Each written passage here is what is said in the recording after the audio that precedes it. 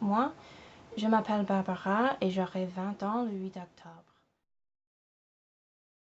Je suis juive et j'habite au Québec avec mon copain Claude. Un jour, je vais être intellectuelle.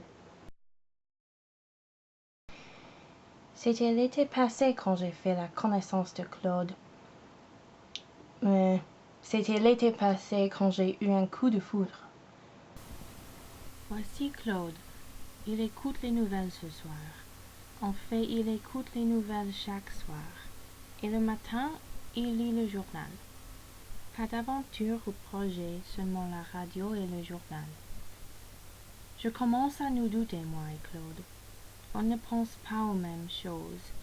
On n'est pas d'accord sur aucun sujet. Il ne me comprend pas. Il pense aux choses sérieusement, mais moi, j'aime la frivolité. Est-ce que j'ai changé depuis le temps que j'ai rencontré Claude? Je ne crois pas.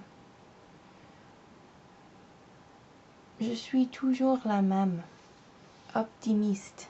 Alors, le jour où il est parti, j'ai célébré.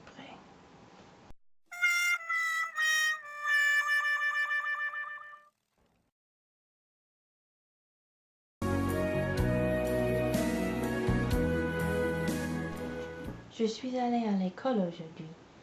J'ai resté là-bas plus tard que d'habitude parce que Claude ne m'attendait pas. Ça va, j'ai passé le temps avec mes copains. Je suis rentrée à la maison et je pratique la prochaine pièce. Je pense que ma accent s'améliorerait. Peut-être que je peux jouer le rôle principal dans la prochaine pièce. J'ai fait passer une audition aujourd'hui. Je pense que c'est passé bien. C'est pour le rôle d'une jeune femme étrangère, alors je pense que je suis parfaite. Mais il faut pratiquer beaucoup à cause de mon accent terrible. Mais toujours, j'adore le théâtre. On n'est jamais allé au théâtre, moi et Claude. Il le détestait.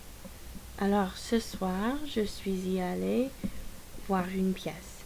C'était magnifique, inspiré.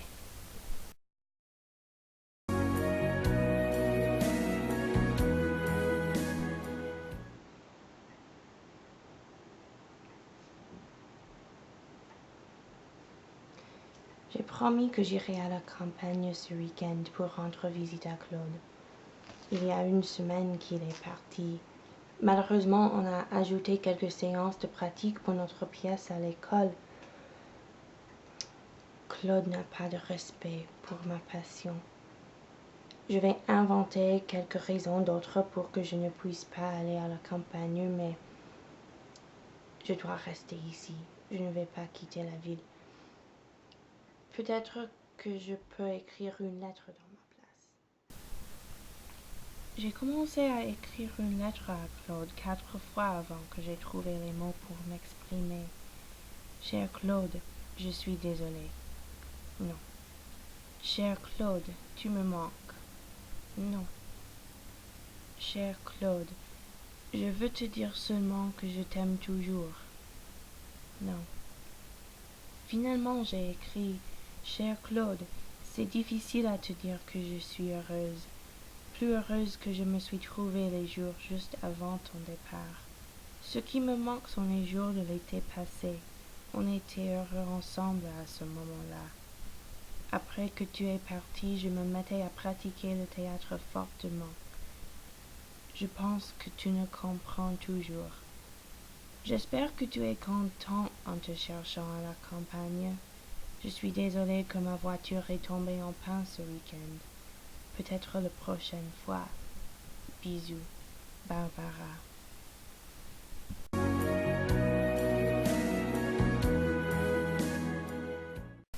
À l'école, j'ai fait des exercices de prononciation. À bientôt.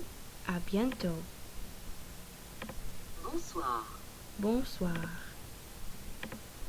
Ça ne fait rien. Ça ne fait rien. Après l'école, je rentre à la maison. Je me mets à promener au milieu de la salle en répétant la scène de ce jour-là. Il n'y a rien qui me fait autant de plaisir que pratiquer mes lignes.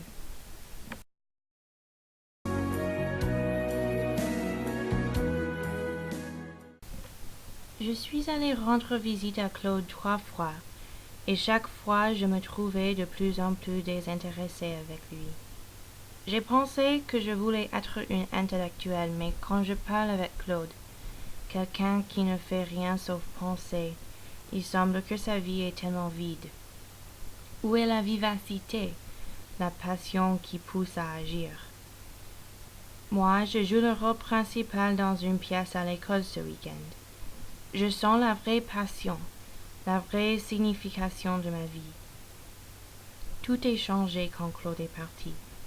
Il est parti pour qu'il puisse se trouver, mais je pense que c'est moi. C'est moi qui ai trouvé moi-même.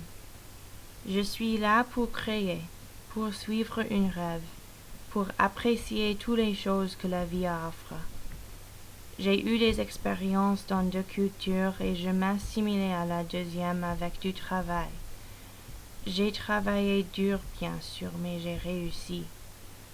Je vais quitter Québec à la fin de la pièce. Je vais à Paris. Je vais voyager, découvrir le monde. Je vais agir. Je vais suivre mon pas et je vais être heureuse.